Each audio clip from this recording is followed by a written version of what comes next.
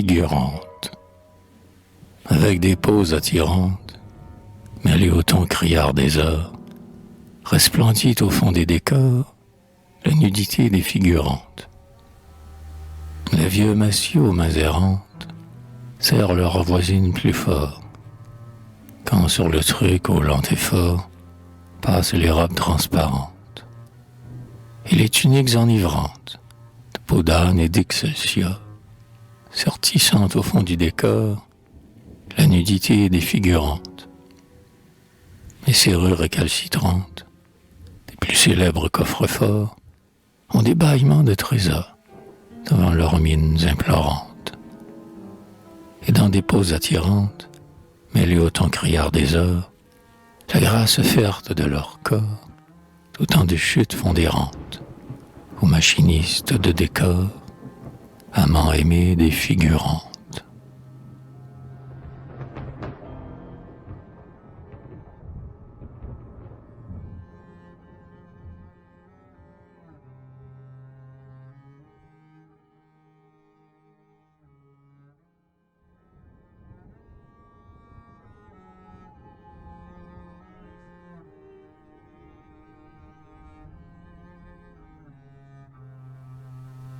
Oiseaux d'hiver, les beaux retours des bois sont les retours d'automne. Quand, grelottant d'avance au premier froid d'hiver, les belles au nez rose, aux fins cheveux d'or clair, descendent l'avenue au grand trot monotone de leurs chevaux anglais. Un flux de vétiver monte des poux de loutre où leur beauté frissonne. Et les morts niquelés, la gourmette qui sonne, bruit, de vitesse et clarté, les nimbes d'un éclair. Parfois sur leurs genoux une feuille fanée tourbillonne, et, pensive, entr'ouvrant ses yeux lourds, peut-être qu'elle songe aux défuntes amours. Non pas, chacune songe aux notes de l'année, à Monsieur Malentrain, endetté, sans débours. Et chacune regrette et l'empire et les cours.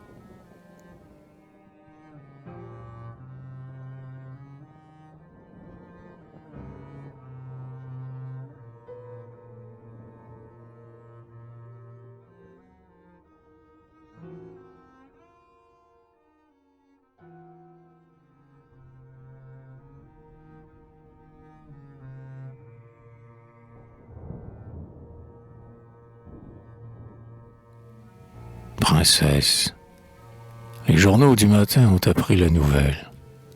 Princesse russe et noble à plus de 20 quartiers. Cette sœur de duchesse, altière au plus altier, débute à la Scala, vengeance de donzelle, qui de son nom de femme autrefois riche et belle, bat monnaie, foulant les préjugés aux pieds, vend, fille de boyard, et nous, fils de métier, ses aïeux. Et cela pour une bagatelle. 600 louis que le duc, en maladroit qu'il est, refuse de payer. Soit, ma vengeance est prête. Vous prendrez un amant. 1000 amants, s'il vous plaît. Le public. Et, d'avance amortissant la dette, le grand nom des aïeux, lui, ce soir en vedette, sur l'affiche. Et la presse apprête son sifflet.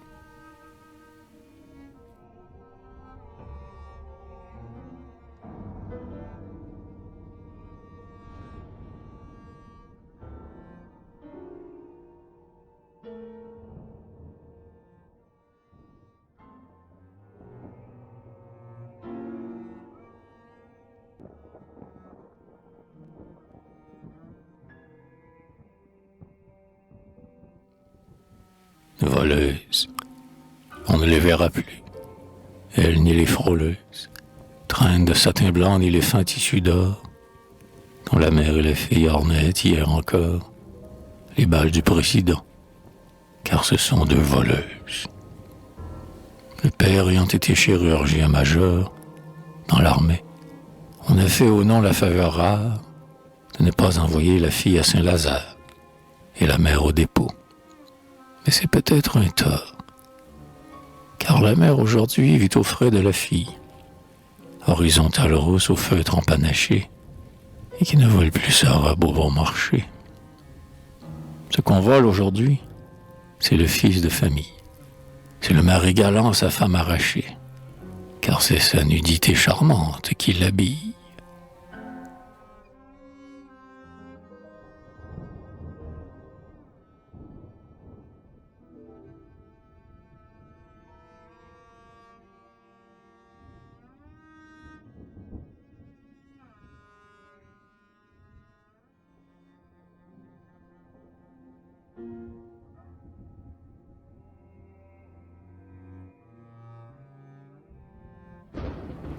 Abandonné. Parmi les gros de Tours et les Valenciennes, affaissés au milieu de coussins de velours, Gladia, vieille belle aux traits bouffis et lourds, rumine avec ennui les voluptés anciennes.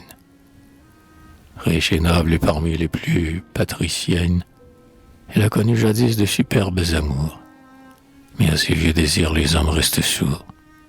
Aujourd'hui, leur ardeur ne veut plus des siennes. C'est en vain qu'au milieu des parfums énervants, combinant et les fards et les peignoirs savants, elle attend du hasard la volupté suprême d'être encore possédée. Dommage décevant, ses invités corrects baisent tous sa main blême et la respectent trop pour aller plus avant.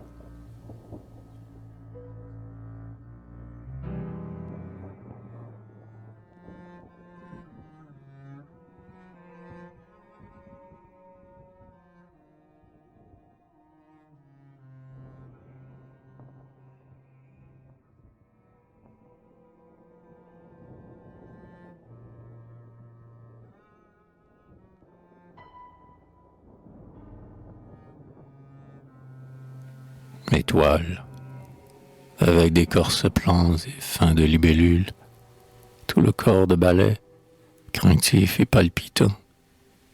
Attends, les reins cambrés, derrière un grand portant, le lever du rideau, léger comme des bulles, les tutus transparents sous les jupes de tulle, plaqués sur les rondeurs du maillot éclatant, s'entrebâillent, emplis d'un inconnu tentant, comme une étoile rose au fond des crépuscules.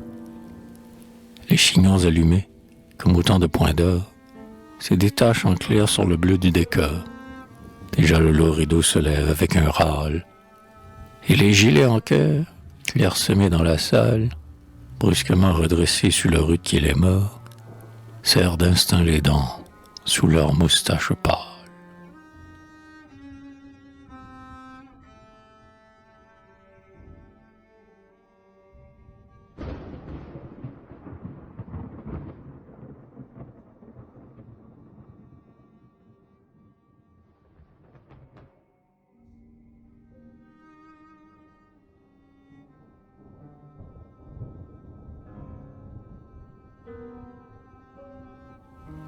Débutante.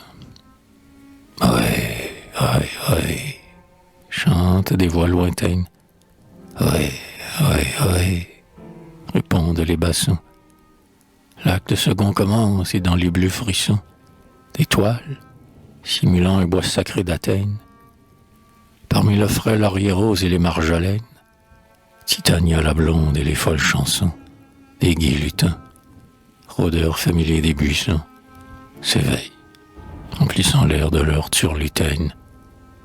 Sous ces gazes d'argent, Titania la fée songe à se renommer, à l'aurore étouffée. Si, sage et vierge encore, elle n'est pas ce soir, d'abord au grand critique assis là pour la voir, ensuite au directeur, enfin, sanglante fée, à l'auteur. Et le temps lui manque. Oh, désespoir.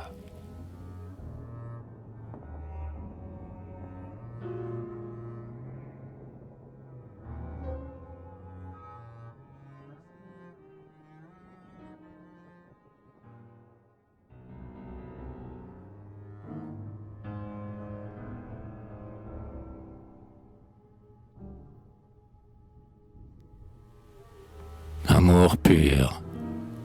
Elle est rousse, un peu maigre, un glauque cafetan vert, au grand pli moiré d'ombre, ainsi qu'une eau dormante, de sa cheville grêle à sa nuque charmante, suaire étroit, l'étreint, à l'aisselle entr'ouvert. Dans la fraîche harmonie adoucie et calmante, des peupliers feuillus, dressés sur un ciel clair, pieds nus dans l'herbe haute, elle pose en plein air, devant l'heureux rapin qui la croit son amante. L'homme est joyeux, ravi. L'ombre d'un vieux bouleau la baigne en avivant le rose de sa peau.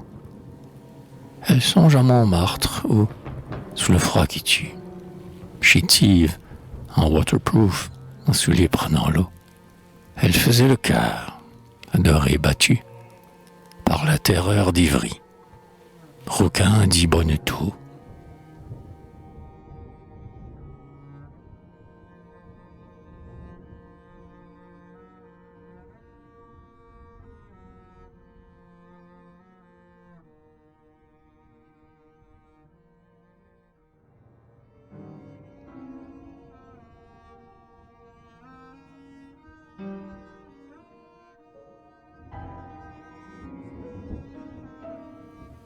Coquine, avec des gestes de coquine, les petites femmes des bars versent aux snobs des boulevards des poisons verts dans des chopines. Dans jersey collant, en basquine, de grands yeux fous comme hagards, sous des frisons d'or clair et pâle, ce sont les sveltes harlequines, des longs pierrots en habit noir, qu'avec des gestes de coquine, ces chattes blanches et taquines attirent près de leur comptoir.